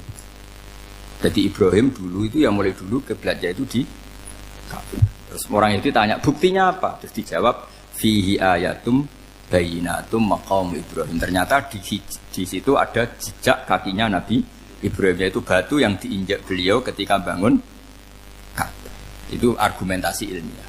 Lah barang orang Yahudi kehilangan ilmu, itu gobloknya orang Yahudi. Makanya yang bisa mengalahkan Yahudi hanya Allah Subhanahu wa taala. Luang Ibrahim saja golongan kita, pengikut kita. Ibrahim itu pengikut Yahudi. Wah, itu Nabi mulai senyum-senyum, mulai tertawa-tawa. Wah, itu goblok, orang terdidik.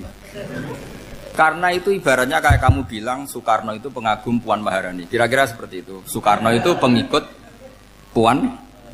Karena Yahuda itu Yahuda bin Yakub bin Ishak bin Ibrahim. Saya ulang lagi ya, nasabnya Yahudi ya Pak. Yahuda bin Yakub bin Ishak bin Ibrahim. Jadi Ibrahim itu mbah keempat dari Yahuda. Tapi karena mereka kalah debat, Ibrahim itu pengikut Yahudi. Itu sama dengan bilang apa? Soekarno itu pengikut Puan Maharani. Itu kan jadi aneh. Atau Gus Dur pengikut Mbak Yeni. Atau Basim Asari pengikut Mbak Yeni. Itu kan aneh. Wah, akhirnya sama Allah diingatkan. Makanya ada ayat ha antum haula hajjatum fi malakum bi ilm falimatu hajuna fi ma laysa lakum bi ilm. Perjanjian debat ini semuanya harus ilmiah. Tapi kenapa perdebatan Anda malah ndak ilmiah? Akhirnya orang Yahudi iftadohu, malu semua. Wah, semuanya Muhammad. Itu satu-satunya kekalahan orang Yahudi. Tapi ayat-ayat seperti ini itu enggak populer. Ayat ha antum haula'i hajjatum fi malakum bi ilm falimatu hajuna fi ma laysa lakum bi. Jadi Islam, betapa hebatnya Islam. Kalau debat harus ilmiah. Dan Kanjeng Nabi menantang, ini perjanjian kita debat ini ilmiah. Kenapa sekarang jadi tidak ilmiah? Yaitu kamu mengatakan Ibrahim itu pengikut Yahudi. Padahal Ibrahim dengan Yahudi itu dulu Ibrahim. Makanya Yesus kalah, man. Tapi tetap ra Islam. Tapi nah, makanya terus Ka'bah dibuktikan ketuaannya lewat apa? Fihi ayatum bayinatum maqamu Ibrahim. Itu bukan makam kuburan. Karena makamnya Nabi Ibrahim tetap Hebron, temudi Palestina. Kira-kira itu Palestina. Jare Israel yo ning Israel, mbah menang di. Jare ning Israel yo ning Israel, jare Palestina ning. Saya pernah ziarah ke sana di Hebron. Di makamnya Nabi siapa? Ibrahim. Jadi jelas ya. Jadi nasa mansuh itu ketentuan yang dikehendaki Allah Subhanahu wa taala untuk menguji loyalitas manusia, menanggalkan semua akalnya. Makanya saya mohon sekali siapapun yang ngaji saya dimanapun, sekali-kali manusia itu harus menanggalkan akalnya. Sekali Anda pakai akal, maka Anda akan ingkar dengan nasa mansuh. Nasa mansuh itu hukum yang direvisi, yang dibatalkan. Makanya orang Yahudi lagi-lagi pinternya orang Yahudi. Merovokasi orang-orang yang Islamnya belum kuat, diprovokasi gini. Ungzuru ila Muhammadin tahayyara fi din yukhillu yawman wa yuharrimu ukhra. Lihat itu Muhammad, dia kebingungan cara beragama. Kadang bilang A, besok bilang B. Jadi nasa mansub dianggap satu bentuk kebingungan. Gak kurang ajar tapi. Wah, akhirnya sebagian orang yang murtad. Makanya nasa mansub itu satu peristiwa yang menjadikan banyak orang murtad. Karena diprovokasi orang Yahudi bahwa itu bentuk kebingungan Muhammad. Akhirnya terus saya qulu sufa minan nasi ma wallahum angqiblati mulati kanu aliyah. Nah, kelirunya orang Yahudi adalah ternyata nasa mansuh yang dipilih Rasulullah itu semuanya ada di Taurat dan Injil. Termasuk di Taurat dan Injil disifati dan Nabi sholli ilal qiblatain, bahwa Nabi ini akan bersolat dengan dua kiblat. Makanya tetap ditantang. Qul fa'tu bit-taurati fatluha in kuntum shadiqin. Kalau kamu tidak percaya bahwa saya ini orisinil, ayo bareng-bareng mengkaji Taurat. Tapi mereka tidak siap mengkaji Taurat. Karena Taurat semuanya mendukung Rasulullah Muhammad SAW. Fatluha in kuntum shadiqin. Makanya ini penting sekali ngaji. Jadi perdebatan itu macam-macam. Dan itu pinternya orang Yahudi. Ungzuru ila Muhammadin tahayyara fi dini yukhillu yawman wa yuharrimu ukhra. Ini penting sekali. Makanya nasa mansuh itu uji loyalitas. Itu Imam Malik kalau mencontohkan ke Imam Syafi'i. Saya berisikan contoh fikih. Ini saya melanggar waktu ini. Ini sudah berapa? Saya yang tidak mengesahkan diri saya. Ya misalnya ini ya, ini kertas bawa ya, ini kertas saya bawa. Terus ini tak kasih uang misalnya, uang 100.000. Atau kalau contoh Imam Syafi'i dulu dididik Imam Malik begini. Ya Syafi'i kalau kamu punya 2 budak, 2 pembantu, kalau dulu kan masih ada budak, 2 pembantu lah kira-kira. Seneng mana, yang cerdas sama yang goblok? Seneng yang cerdas. Kalau yang nurut sama yang bantahan, seneng yang nurut. Lah yang nurut itu yang goblok. Makanya tinggal dibalik saja. Kamu tak beda ya. Seneng mana punya istri yang cerdas apa yang goblok? Coba jawab. Atau ibu-ibu mbak-mbak ini, seneng mana punya suami yang cerdas atau yang goblok? Kalau cerdas gak bisa diakali. Tapi goblok nurut tapi ya kadang di sini-sini kan di sini. Nah, itu kan antar manusia. Masalahnya kita menghadapi Allah Subhanahu wa taala yang semua kita pasti bodoh. Kita menghadapi Allah Subhanahu wa taala yang semuanya kita pasti bodoh. Allah jelas ngendikan wa kanal insanu dzaluman jauhlah, manusia itu banyak dolimnya. Dolim itu sifat mubalaghah. Kalau orang dolim sekali dolim, kalau sering zalum, kalau jahil biasa jahil, kalau banget jahile jahul. Bahasa Arab kan gitu memang. Ghafir, pengampun biasa. Kalau ghafur selalu mengampuni. Syakir, makanya sifatnya Allah Ta'ala ikut wazan fa'ul semua. Ghafur, syakur. Atau diikutkan wazan fa'al. Kalau goblok biasa jahil, goblok banget jahal kan itu. Kafir biasa kafir, kalau kafir banget kafar. Ya, jadi wazan balagha itu bisa fa'al, bisa fa'ul ya. Kafirin, kafar atau kafur. Paham ya? Malah kok malah ngaji nahwu. Ya tapi ini memang perangkatnya ya. Ini kan perang mau tidak mau. Makanya misalnya Allah tidak suka kulla kafarin banget kafir ya, Pak. Paham ya? Kulla khawanin banget khianate. Kalau khain khianat biasa, kalau khawan sering khianat. Lah manusia itu kata Allah apa? Zaluman. Wis banget dolime, banget bodoh. Itu kalau yang ngarang hikam mencontohkan tuh gini, manusia itu pas bener saja salah, apalagi pas salah.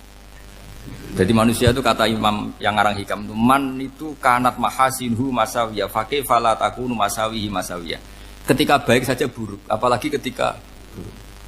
Coba kalau ada orang dermawan sama teman-temannya, tanyakan istrinya, duit dihambur-hambur, disekno konco ngalono bojo. Mesti itu. Teman yang sering silaturahim ke teman-temannya, kata temannya baik, senang silaturahim, tanyakan istrinya, oh meninggali wong gitu. Jadi manusia pas baik saja ada buruknya, apalagi pas buruk. Makanya dulu bapak saya ngajarin saya istiqomah ya apik ya, tapi kadang-kadang nak keterusan itu ora istiqomah ngangkangi orang yo ndak punya kesempatan. Misalnya ada imam masjid ngimami terus sampai tua sampai mau mati, itu istiqomah apa ndak memberi peluang yang lain? Ndak jawab aja. Jadi itu manusia. Jadi pas baik saja buruk, apalagi pas buruk. Kayak saya gini di sini ngajar baik, tapi saya ada sopannya harus di atas. Padahal banyak orang sepuh, ada Pak On, ada beberapa yang kan terpaksa nggak sopan. Tapi sampean yang nyuruh, berarti sampean yang dosa. Kemarin-kemarin saya minta di bawah supaya ganjaran saya utuh, ini gara-gara begini ganjaran saya ini agak terkredit apa? Terdebet itu karena itu.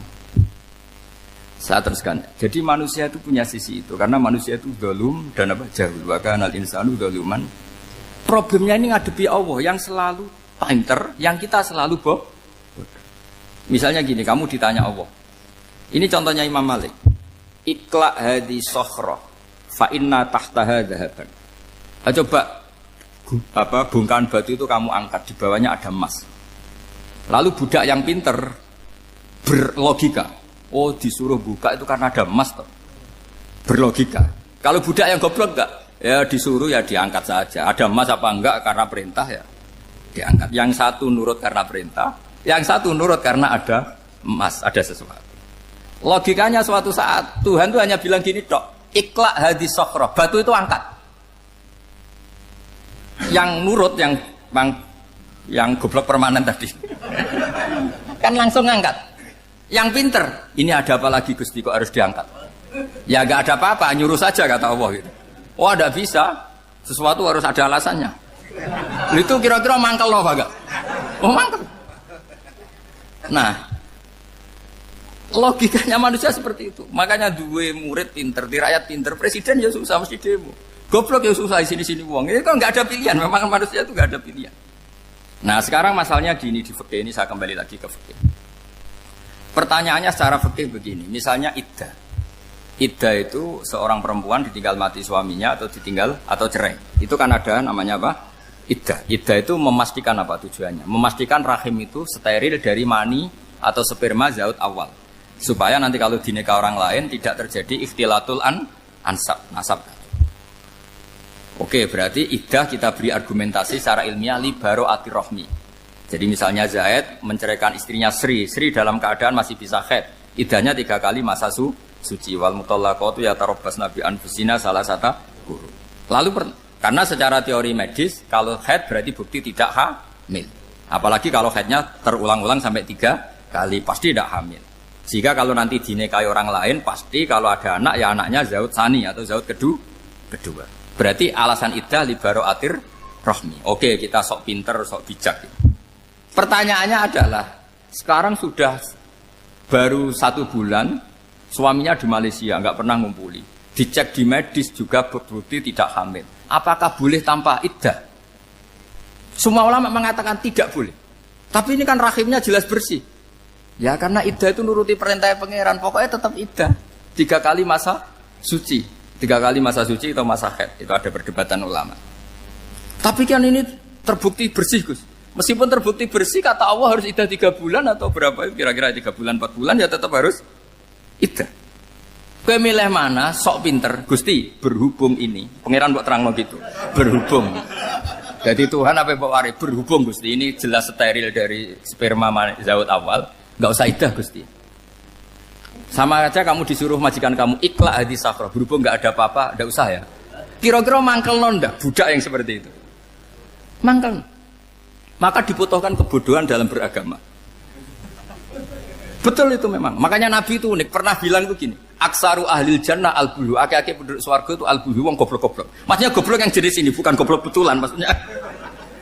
Maksudnya goblok jenis ini itu ya tetap pinter, tapi pinternya dibuang, pura-pura goblok demi sami'na. Jadi saya misalnya kok pinter dan goblok tadi sekaligus, pinter dan goblok. Ya bah, ikhla hadis sokhra fa inna tahta hadapan. Tak angkat karena saya tahu di bawah ada emas. Tapi di hati saya sajane ya mergo perintah. Suatu saat kok disuruh Allah ikhla hadis sokhra, perintah ya tak angkat. Ya sudah. Jadi ya pinter ya goblok. Saya tahu namanya perintahnya Allah pasti ada hikmahnya. Hikmahnya iddah adalah li baro'atir rohmi. Tapi hikmahnya jadi kawula adalah nurut perintah Allah, cek tahu alasannya maupun tidak. Lah di sini ada illatul hukmi untuk membangun kecerdasan, tapi ada loyalitas untuk membangun ubudi. Ya, bahwa kita ini kawula roh tetap loyal. Makanya tadi pagi saya cerita Sayyidina Umar. Sayyidina Umar kayak apa cerdasnya? Tapi tetap ubudi ya. Yaitu Rasulullah SAW sering dibully orang kafir. Muhammad itu gaya-gaya nantok. Wong ra oleh nyembah berhala, ra oleh nyembah watu, jebule dekne nyembah Hajar Aswad. Karena dilihat dari jauh kan tetap nyium Hajar Aswad. Coba kalau kamu lihat dari jauh, kamu sujud dari jauh kan kayak sujud sama batu. Makanya Sayyidina Umar karena orang kafir masih cara berpikir gitu, tiap nyium Hajar Aswad itu komentar gedumel. Alim tu annaka hajarun la tadurru wa la tanfa. Walau la anni ra'aitu Rasulullah qabbalaka ma qabbal. Aku roh nak ke watu, ramadoroti ramanfaati. Kalau saja saya tidak melihat Nabi nyium kamu, saya tidak sudi nyium kamu. Jadi tidak berdoa doa mustajab itu tidak berutuh. Karena apa? Umar tahu ini masalah secara tauhid. Kalau saya doa depan Hajar Aswad nanti dikira syirik karena berdoa di depan batu. Tapi kalau saya tidak nyium nyulayani sunnah Rasul yaitu nyium Hajar, wis tengah-tengah nyium sambil gerutu, itu sudah kompromi. Ya nyium tapi gerutu. Kayak apa? Makanya ya cerdas tapi ya goblok tadi ya cerdas. Itu uniknya Rasulullah. Jadi muji orang pintar ya sudah langit. Tapi Nabi pernah dalam satu hadis mengatakan aksaru ahlil jannah al-bulbu. Aki-aki penduduk swarga itu orang bodoh.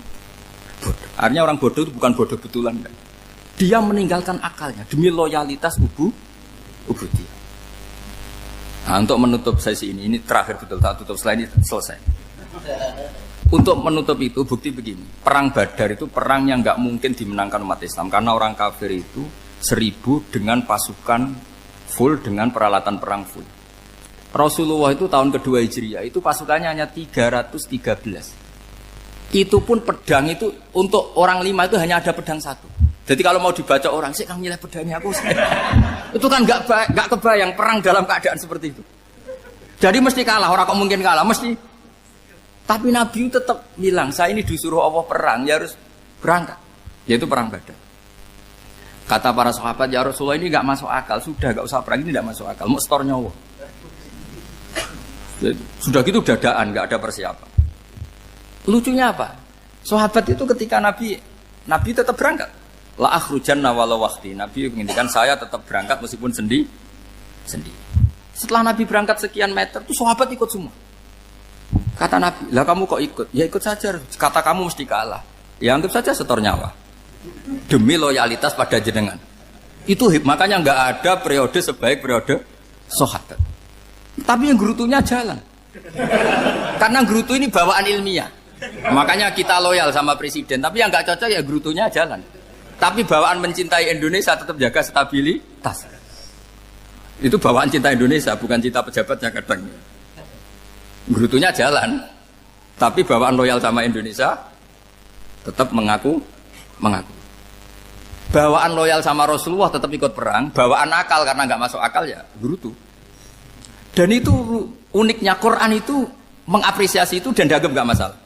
Saya bacakan ayatnya. Kama akhrajaka rabbuka min baitika bil haqq wa inna fariqam minal mu'minina lakarihun yujadilunaka fil haqqi ba'dama tabayyana ka'annama yusaquna ilal mauti wa hum yanzurun.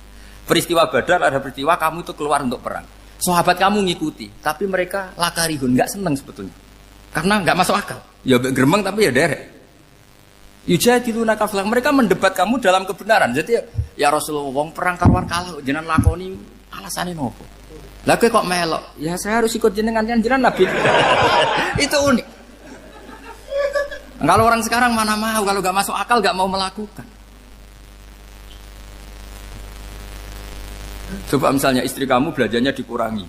Anggap saja petualangan latihan hidup di masa lalu. Gak mau.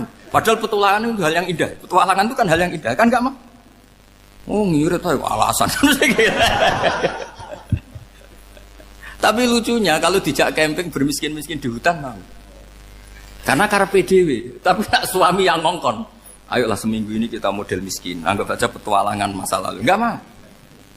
Karena pinter, apa? Coba kalau bodoh. Ya ngono ya apa-apa Mas. Tapi resiko nak bodoh, pas kamu sakit ya dibiarin. Karena dia melihat sakit kan biasa, namanya manusia. Makanya ini pilihannya susah, hidup itu masih susah makanya ini.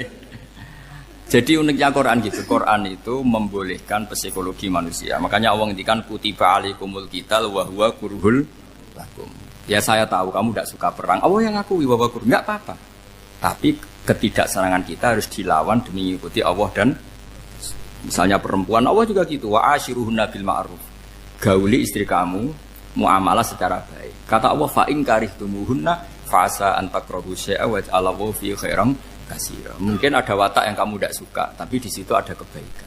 Allah ngaku yang namanya suami mesti ada watak yang enggak suka dari istrinya. Juga sebaliknya lebih banyak lagi yang suami istri kamu enggak suka watak kamu. Juga enggak suka hidung kamu, wajah kamu banyak lah yang enggak disuka. Tapi demi kestabilan negara suami istri ini, mereka loyal, justru itu bagus. Maka jagalah ilmu, juga jagalah loyalitas. Itu yang perlu saya utarakan. Jadi makanya agama ini dibangun dua. Satu kecerdasan hikmah, yaitu ya al-hukmu yaduru ma'ilati wujudan wa adaman. Tapi juga ada ubudiyah, bahwa agama ini milik Allah. Maka sami'na wa adaman. Karena begini logikanya, saya ulang lagi masalah batu. Iqla hadis sokhra fa inna tahta hadaban. Terus saya angkat. Pembantu saya ngangkat. Dia saya gaji atas nama apa? Nurut kan? Atas nama menemukan emas apa atas nama nurut? Menurut, karena emas itu juga penemuan saya, milik saya. Ngangkat batu yang nggak ada emasnya juga atas nama nurut. Jadi rapot yang saya berikan ke pembantu saya itu tentang nurut dan tidak nurut. Saya kan tidak peduli dengan cerdas dan tidak cerdas. Itu kan tidak sesuatu yang menguntungkan saya. Nah Allah juga gitu. Kecerdasan kamu, pinter kamu itu tidak menguntungkan Allah Subhanahu wa Ta'ala. Karena Allah itu tidak butuh pinter kamu, cerdas kamu. Allah hanya butuh mental ubudiyah kamu. Makanya Allah mensifati nabinya hanya subhanalladzi asra bi abdihi, karena status tertinggi manusia adalah sifat Nah, makanya ya Tuhan nafsul mutmainnah irji'i ila rabbiki radhiyatam mardiyah fadkhuli fi ibadi. Berstatuslah sebagai hamba baru wadkhuli jannah. Nah, kalau kamu berstatus hamba ya harus baik, enggak usah kakek bantah. Coba kalau kamu rasional, ya Allah kenapa bikin surga nanti-nanti? Engkau kan bikin sekarang, ngapain repot-repot nanti? Jadi kacau semua agama. Makanya yang perlu didahulukan adalah status ya Tuhan nafsul mutmainnah irji'i ila rabbiki radhiyatam mardiyah fadkhuli fi ibadi. Masuklah berstatus sebagai hamba saya. Khasnya hamba tadi, ya cerdas karena semua yang diperintahkan Allah pasti ada hikmahnya. Tapi kecerdasan ini kadang kita tinggalkan demi loyalitas ubudiyah. Terus ngoten mawon kula ngapunten ingkang kathah, mugi-mugi niki barokah. Wassalamualaikum warahmatullahi wabarakatuh.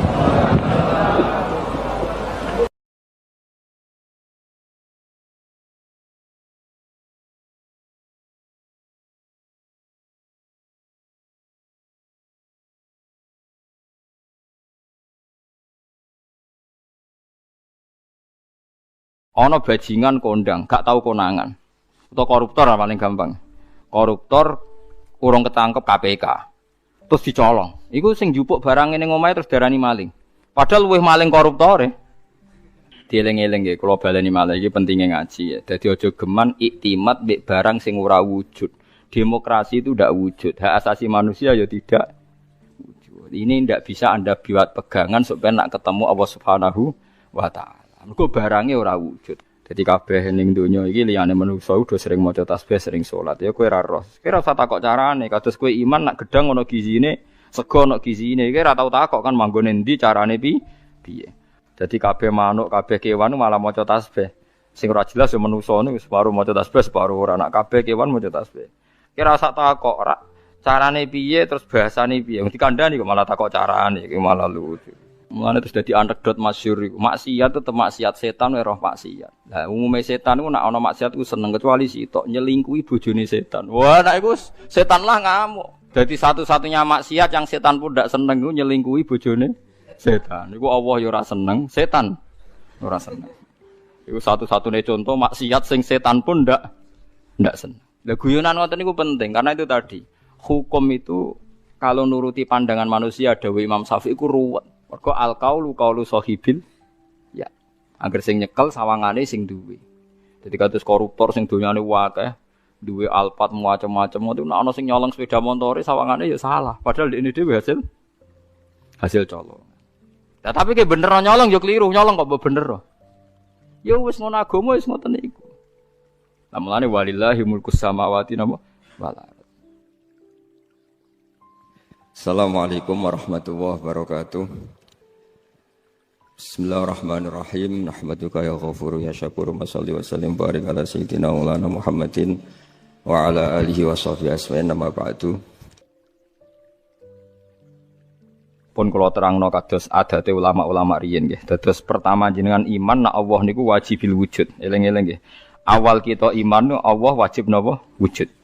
Dadi fawwau maujudun qadimun napa? Bagi mukhalifun lil khalqi bil itlaqi. Jadi intinya iman itu harus pada sesuatu yang wujud. Asy'. Lah wujud yang paling awal itu Allah Subhanahu wa taala. Terus liyane niku mboten wujud. Niki kula gadah cerita sithik niki kula haru tenan roh cerita niki. Ada seorang demokrat sejati. Orang yang sangat-sangat membela demokrasi itu akhirnya dia masuk Islam. Ketika masuk Islam itu alasannya sederhana. Demokrasi itu ndak sayun maujud, ndak sesuatu sing wujud. Kok tak bela-belani nganti mati ku lha opo? Sebenarnya aku nak ning akhirat iku mahwa demokrasi. Dadi dekne tobat akhirnya. Engko aku nak mati demi demokrasi. Terus demokrasi dhewe enggak sesuatu sing wujud. Apa iso nyafaati aku? Lah ini yang konco-konco mahasiswa atau LSM atau siapa saja harus mulai mikir. Jadi banyak kita itu ngimani sesuatu sesuatu itu tidak wujud. Tapi demokrasi itu makhluk piye rupane. Nah Nabi Muhammad jelas orangnya ada, figur yang ada. Jadi bisa memperjuangkan kita nanti di akhirat.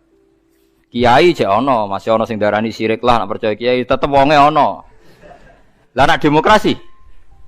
Ya sebenarnya akhirat, ya Allah, saya mati ini demi demokrasi, celukan demokrasi. Kon ngajukan apa? syafaat.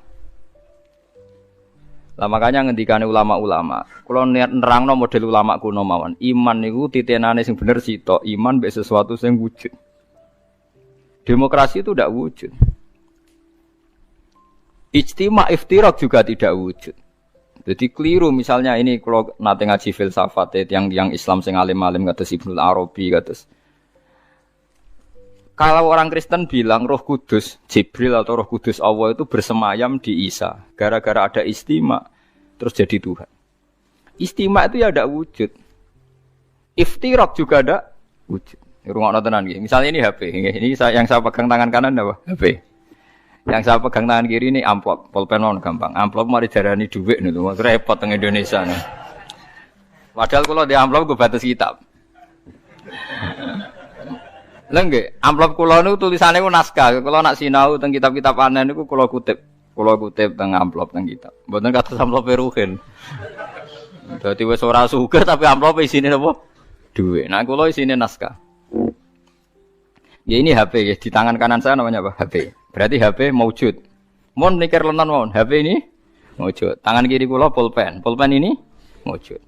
Ketika bertemu orang menyebut ijtima. Lalu ijtima itu wujud enggak? Enggak kan? Ketika saya pisah namanya iftirak. Jadi fal istima wal iftirak amroni nisbiyani la wujuda li dzatihima. Jadi jenenge kumpul lebih pisah itu sesuatu yang tidak ada. Sing ana ya HP, nak nempel jenenge kumpul, nak pisah jenenge pisah. Lah bela hak asasi manusia yang ngoten niku, nak bela wong jenenge hak asasi manusia. Nak nginjak wong jenenge nginjak hak asasi manusia. Tapi hak asasi atau demokrasi itu sesuatu yang enggak wujud. Sampeyan mbok bengok-bengoki piye ya demokrasi, saya ini mati demi engkau. Goblok gak misalnya wong mati demi demokrasi. Nah, makanya Islam itu mendorong aja sampai kowe koyo wong kafir nyangka amale ana gunane jebule muk koyo amun-amun mbok sangka banyu jebule ora ana. Koyo kowe nyangka demokrasi sesuatu sing sakral jebule barange ora ana. Beda bela Nabi Muhammad, bela Imam Ghazali, bela ulama-ulama, piye wae ana wujude. Paham nggih? Nah ana wujude ana kemungkinan ana komunikasi, ana saling tolong. Ada wong mati demi nyari makan, sego ana wujude.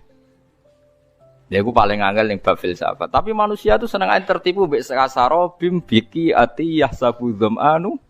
Nah, dadi barang ra wujud disangka wujud. Wau kados amun-amun disangka wujud jebule. Lah wujud kula baleni malih iki. Kecuali begini, Anda bela demokrasi karena itu mbok anggap amal soleh yang disahkan Islam. Berarti kan bukan karena demokrasi, karena panduan Islam yang membenarkan ada di antara bentuk. Kalau berarti itu, kalau begitu kan Anda dipandu oleh apa? Islam. Misalnya ada orang kecil ditindas majikannya, terus kamu bela orang kecil. Wah ini atas nama demokrasi tidak boleh. Tapi di hati kamu sebetulnya bela Islam, karena Islam menyuruh menolong yang lemah. Yang menolong yang lemah dalam konteks nasional misalnya dibahasakan demokrasi itu boleh. Tapi masalahnya juga nanti mungkin Rasulullah cemburu. Dadi yo sing apik ora jare aku tapi jare demokrasi. Lha iku yo repot meneh. Lah selama ini kasusnya begitu, semua kebaikan seakan-akan sumbernya dari demokrasi, tidak dari napa? Islam. Menolong orang lemah demokrasi, membela kaum minoritas demokrasi, menegakkan keadilan. Lah nek kowe ditakokno Kanjeng Nabi, dadi aku ora tau mbok sebut. Resiko lagi kan? Wes saiki semenjak ngaji ini ke milih ndi? Milih dipandu demokrasi apa milih dipandu Kanjeng Nabi? Tenan wani. Nah, engko nang isen ngarepe wong akeh lho, masalahnya kan kurang gaul misal. Nah, mulane wong kudu mikir, adinu aqlun waladina liman la kalala. Terus sing wujud iku HP, sing wujud iku pulpen. Nak ditemplekno jenenge kumpul, nak dipisah jenenge bisa. Tapi pisah mbek kumpul barang sing ora wujud. Lah barang ra wujud saiki kudu dimani orang mati demi demokrasi. Lalu demokrasi itu apa wujud? Mana ada orang tobat itu perkara ini. Nanti kalau saya di akhirat ditolong demokrasi kan tidak juga. Amalannya pun bener, iman yang kejenengan be Allah, be Kanjeng Nabi pun bener. Mergi iman be barang sing napa wujud. Lalu kedua, Kalau Anda iman fungsinya makanan atau minuman atau makhluk selain Allah, niku bener wujud, tapi wujud yang berkesudahan. Makanya disalahkan juga sama Allah, wong barang berakhir berkesudahan kok mbok imani. Makanya namung iman be Allah Subhanahu wa taala mergo hayyum bak napa hayyum bak. Makanya Allah ngendikan